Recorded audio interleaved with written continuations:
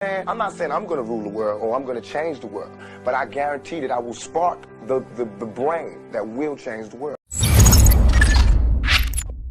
तो क्या हालचाल है भाई लोग। आज अपन बात करेंगे one of the greatest rapper of all time Tupac Shakur के बारे में, उनकी पूरी लाइफ स्टोरी, कैसे वो संघर्ष करके इस मुकाम पे पहुंचे और उनकी डेथ कैसे हुई। टूपाक का म्यूजिक काफी ज्यादा इंस्पायरिंग है और अपने मरने के दशकों बाद आज भी उनका म्यूजिक काफी लोगों के लिए एक मोटिवेशन है। रंगभेद, पुलिस ब्रूटैलिटी, बिट्रेयल सब इंक्लूड है इनकी कहानी में और द रियल थग लाइफ जिया है इनने। काफी रिक्वेस्टेड वीडियो है ये। अगर आप हमारे चैनल पे नए हो तो बता दूं मैं आपको कि अपना जो चैनल है वो एक हिप हॉप हब है। आर्टिस्ट की बायोग्राफी से लेकर हिप हॉप से रिलेटेड हर एक कंटेंट के ऊपर हम वीडियो बनाते हैं। टेंटेशन, पोस्ट मलोन, विज खलीफा, MC स्टैन, इन सब की बायोग्राफी हमने कवर किया है। उन सभी वीडियो की लिंक मैं डिस्क्रिप्शन में डाल दूंगा, तो चैनल को सब्सक्राइब करना मत भूलना। और टूपाक का फेवरेट सॉन्ग कमेंट सेक्शन में बताना जरूर कि आपका फेवरेट सॉन्ग कौन सा है टूपाक का। तो अपना वीडियो जो है वो 3 सेक्शन में डिवाइड होगा। पहले तो टूपाक की पूरी बायोग्राफी होगी, उसके बाद कुछ इंटरनेशनल हिप हॉप के अपडेट्स दूंगा और फिर लास्ट में एक अंडरग्राउंड आर्टिस्ट को शाउट आउट मिलेगा। तो चलिए इसी के साथ अपन चैनल का इंट्रो करते हैं रोल और शुरू करते हैं टूपाक की बायोग्राफी।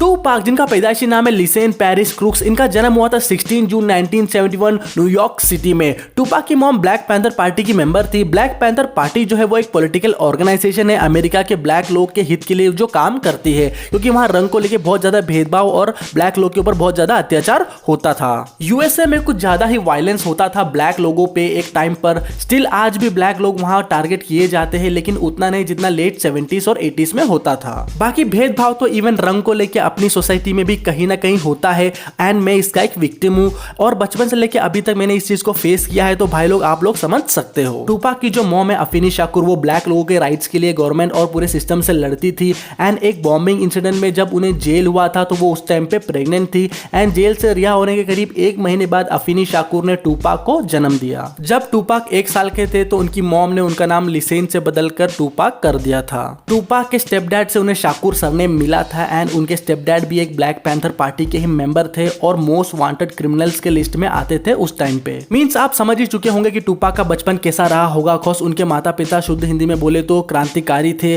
पाक का बचपन काफी स्ट्रगल में गुजरा है। वो एक शेल्टर से दूसरे शेल्टर में ट्रांसफर किए जाते थे, लेकिन टूपाक बचपन से ही टैलेंटेड थे और उनका इंटरेस्ट एक्टिंग में था और आगे चल के स्कूलिंग के साथ साथ वो एक लोकल थिएटर में भी ज्वाइन हुए और छोटे मोटे प्लेस वगैरह में एक्ट करने लगे थे। अपने हाई स्कूल के बाद वो रिलोकेट हो गया मैरीलैंड सिटी में एंड वहां वो बैल्टीमोर स्कूल ऑफ आर्ट्स में ज्वाइन हुए, जहां उन्होंने एक्टिंग, पोएट्री, जैज और डांस सीखा।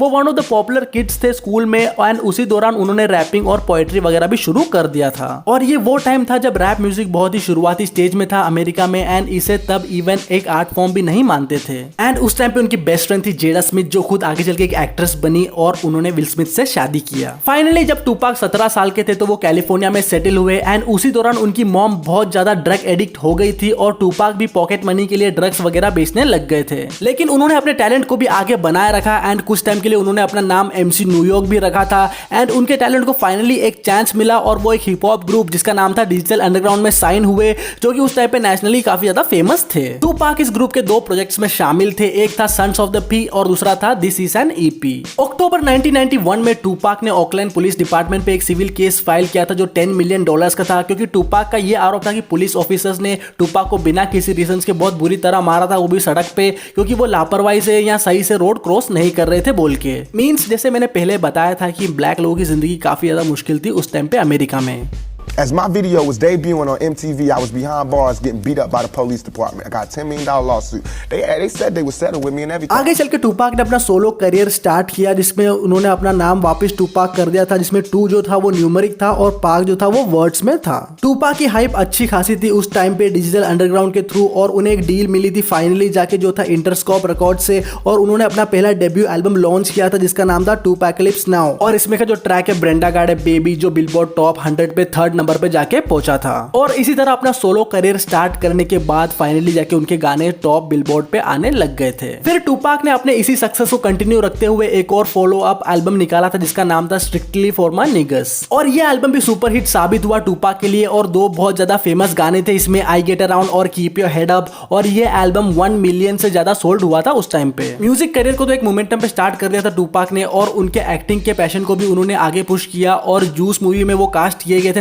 1992 में, और 1993 में एक मूवी आई थी पाक की जो था पोएटिक जस्टिस। दोनों ही अच्छी मूवी है, देखना जरूर आप लोग। और भी टीवी शोज वगैरह में अपीयर होने लगे थे टूपाक, इवन स्टार वार्स के लिए भी ऑडिशन दिया था टूपाक ने। पाक की कामयाबी के साथ साथ उनके कंट्रोवर्सीज भी होने लग गए थे। एक बार मैरिन सिटी में एक आउटडोर फेस्टिवल में कुछ गैंग से उनकी कहासुनी हो गई थी और बात धक्का मुक्की पे आ गई थी। तो इसी धक्का मुक्की में टूपाक का जो गाना है वो नीचे गिर गया था और उसमें से एक गोली रिलीज हो गई थी जो जाके 6 साल के एक बच्चे को लग गई थी। उसके बाद 1993 में 2 ऑफ ड्यूटी पुलिसमैन को गोली मारने का भी केस लगा था टूपाक पे, पर समहाउ दोनों तरफ से केस फाइल था और एट द एंड दोनों पे जो चार्जेस वगैरह लगे थे वो फ्री हो गए थे। यही नहीं, न्यूयॉर्क एक रिकॉर्डिंग स्टूडियो के नीचे टूपाक पे गोलियां चलाई थी कुछ रोबर्स ने और लूटपाट वगैरह मचाया था। और उस टाइम पे ऊपर स्टूडियो में बिगी और पी डीडी वगैरह थे। सो टूपाक को लगा था कि ये उन लोगों ने करवाया है। फिर तो पूरी east side versus west side वाली पूरी वार एकदम मोमेंटम पे आ गई थी। West side versus east side की दुश्मनी क्या है अगर आपको जानना है तो उस पे भी हमने एक वीडियो बनाया है, जाके चेक मारना, लिंक मैं डिस्क्रिप्शन में डाल दूंगा। टूपाक ऑलरेडी एक स्टार बन गए थे अपने लास्ट 2 एल्बम और मूवीज वगैरह से, और वो अपने नेक्स्ट एल्बम पे काम कर रहे थे जिसका नाम था मी अगेंस्ट द वर्ल्ड। 18 अलग अलग केसेस चल रहे थे टूपाक पे और एक गलत सेक्सुअल असॉल्ट चार्ज में उन्हें 1.5 से 5 साल तक की सजा सुनाई गई थी और उन्हें जेल हो गई थी।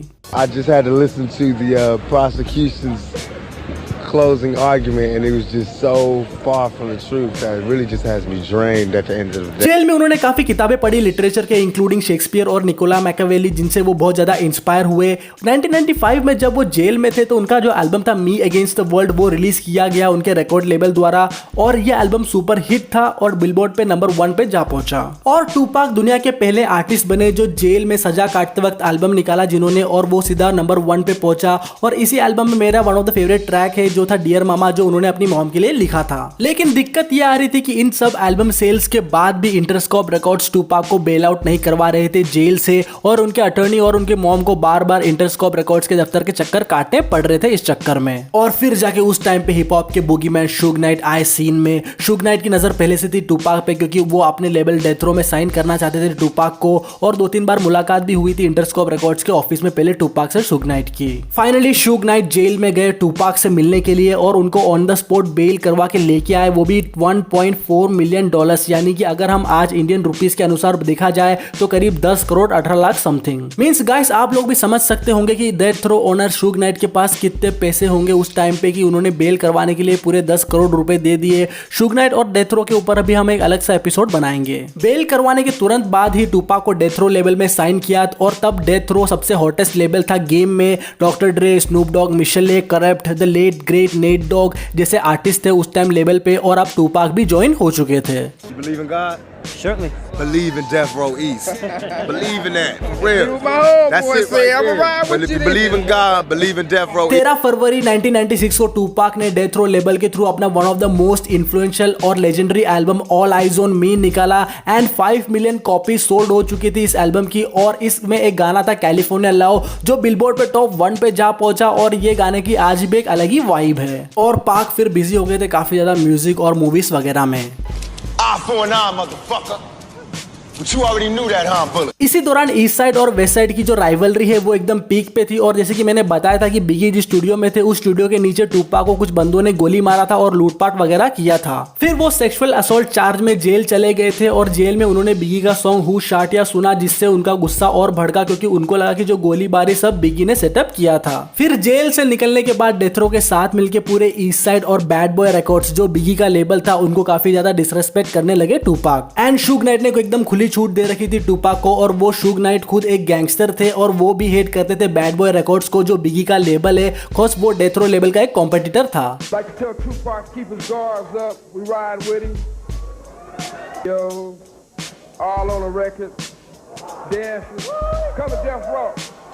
और काफी स्ट्रॉन्ग डिस जैसे कि हिट एम अप वगैरह बिगी के लिए निकाला था पाक ने, एंड उनका album all eyes on me आ चुका था, तो एक स्टारडम अलग ही लेवल पे था टूपाक का उस टाइम पे। डेथ रो जो लेबल था वो एक लेबल से ज्यादा गैंगस्टरों का अड्डा था। ऑलमोस्ट सारे हुड के क्रिमिनल्स डेथ रो में काम करते थे एज ए स्टाफ मेंबर, और ये सब ब्लड गैंग के थे, और स्टूडियो वगैरह में बहुत ज्यादा वायलेंस वगैरह होता था। तो इन सबसे परेशान होकर डॉक्टर ड्रे ने डेथ रो लेबल छोड़ दिया था और उन्होंने अपना खुद का लेबल स्टार्ट किया जो था आफ्टरमैथ। ये वो दौर था जब लेजेंडरी बॉक्सर माइक टाइसन अपने करियर के पीक पे थे और शुग और पाक वगैरह टाइसन के बहुत कट्टर सपोर्टर थे। इससे पहले कि टूपाक के डेथ वाले इंसिडेंट पे जाए, मैं आपको टाइम में थोड़ा पीछे ले चलता हूं। अगस्त 1996 को ट्रेवोन करके डेथ रो के एक मेंबर मॉल गए थे डेथ रो की चेन पहन के, और ऑरलैंडो एंडरसन और साउथसाइड क्रिप मेंबर्स से कुछ उनकी कहासुनी हुई थी। जैसे कि पता है आपको कि डेथ रो जो है वो ब्लड से, और इनके कट्टर दुश्मन जो है वो है क्रिप्स। तो ये ऑरलैंडो एंडरसन और उनके गैंग क्रिप्स थे। तो गाइस ब्लड और क्रिप गैंग पे भी हमने एक वीडियो बनाया है, लिंक मैं डिस्क्रिप्शन में डाल दूंगा। उस दिन मॉल में ट्रेवोन से कहासुनी हाथापाई में बदल गई थी और ऑरलैंडो एंडरसन ने ट्रेवोन के गले से डेथ रो की गोल्ड चेन छीन ली थी और भाग गए थे माराकुटी वगैरह करके।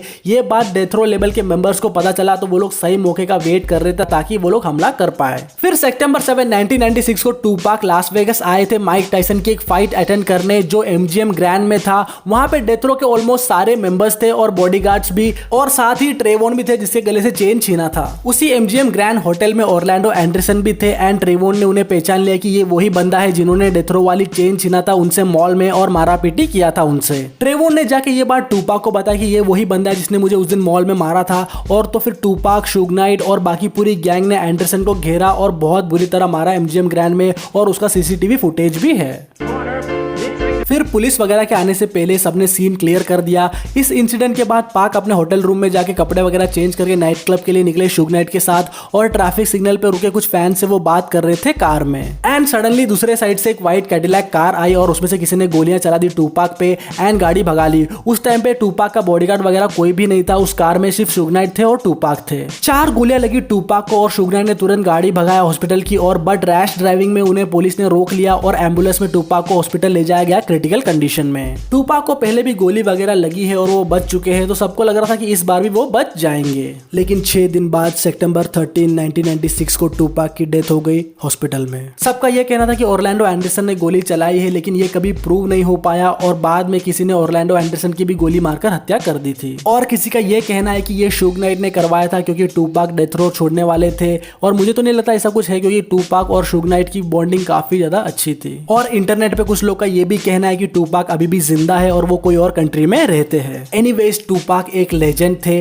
Rest in peace to him. सिर्फ 25 साल की उम्र में टूपाक ने एक लेजेंडरी स्टेटस बना लिया और उनके मरने के 2 दशकों बाद आज भी लोग उनकी बहुत ज्यादा रेस्पेक्ट करते हैं और आज भी उनके गाने हमें मोटिवेट करते हैं। अपने आखिरी साल में टूपाक ने 150 से ज्यादा गाने रिकॉर्ड किए थे, मींस वो रोज 2 गाने या 3 गाने रिकॉर्ड करते थे। सो हमें उनसे हार्डवर्क भी सीखने को मिलता है। और आप लोग कमेंट सेक्शन में टूपाक का फेवरेट सॉन्ग मेंशन करना। तो इसी के साथ टूपाक की स्टोरी आज हम यही वाइंड अप करते हैं और जल्दी से मैं आपको कुछ इंटरनेशनल हिप हॉप के अपडेट्स दे देता हूं। और आज बहुत ही हार्ड आर्टिस्ट को शाउट आउट मिलने वाला है भाई लोग। रिसेंटली टेकाशी 69 ने अपने करियर की जर्नी बताई है इंस्टा पोस्ट के थ्रू की 2016 में वो फूड डिलीवरी करते थे। इस साल ग्रैमी अवार्ड में जो भी आर्टिस्ट परफॉर्म करेंगे उन सब के लिस्ट आ चुके हैं और काफी सही आर्टिस्ट इस बार परफॉर्म कर रहे हैं। और लिल उजी वर्ड ने अपना एल्बम अनाउंस किया है जो कि बहुत जल्द आने वाला है। तो गाइस अब बारी है शाउट आउट की। तो अगर आप भी शाउट आउट चाहते हो तो मुझसे इंस्टाग्राम पे जरूर जुड़ना और अगले वीडियो में बहुत सारे भाई लोगों को मैं शाउट आउट देने वाला हूँ। और इस वीडियो में एक स्पेशल आर्टिस्ट को शाउट आउट मिलने वाला है, नीतीश फ्रॉम चंडीगढ़। बहुत ही डोप म्यूजिक है इनका, जो गाना है कटिंग टाइस, ये मेरे माइंड में स्टक हो गया गाइस।